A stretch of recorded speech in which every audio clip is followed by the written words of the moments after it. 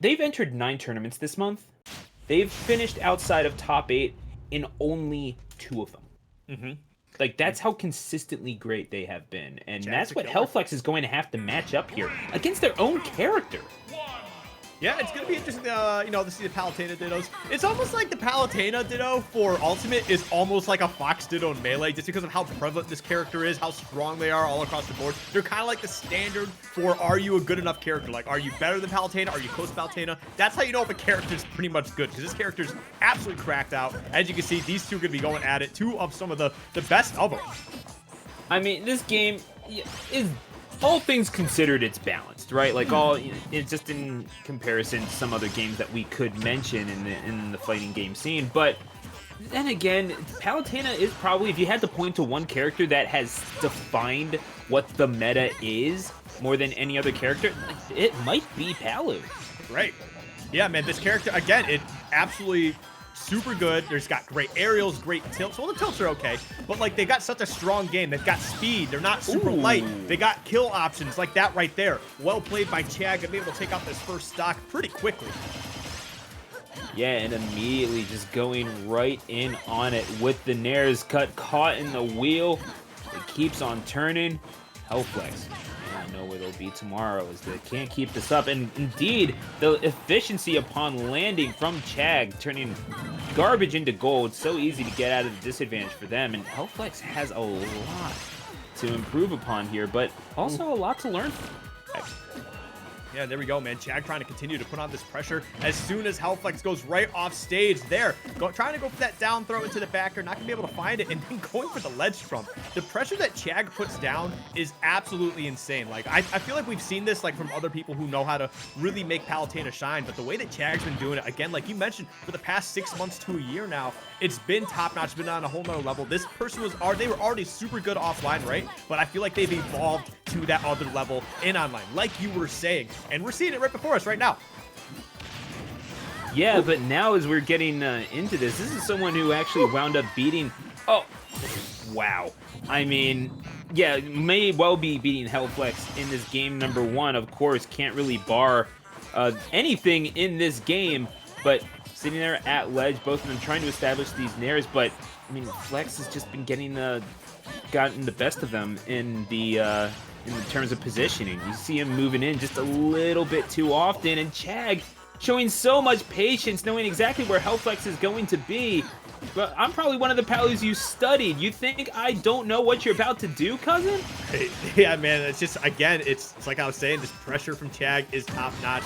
Definitely among the best to do it in the past year, and they're going to continue to be good. But look at this. We're 3 minutes in, and now Hellflex is getting their first stock. Like, that's how dominant Chag has been here. Just continuing to pile on this damage, being elusive as well, long enough to not lose a stock for 3 minutes. That's insane to think about.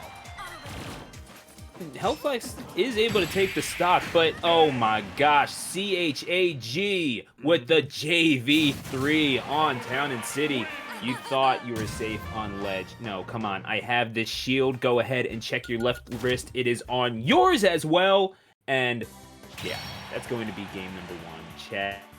This is just textbook Palutena play, and Hellflex has done well to get to this point. Like, we can't take anything away from their run, and certainly not away from their recent tournament result, where they're doing relatively well, finishing just outside of top 32s and occasionally just outside of top 8s in a lot of tournaments, and beating some relatively decent players along the way. In fact, they have a win over Sharp when they were playing Sephiroth, and of course Nuke DDD. Just because there's a couple pretty decent wins, but right, Chag might just be a little out of their depth.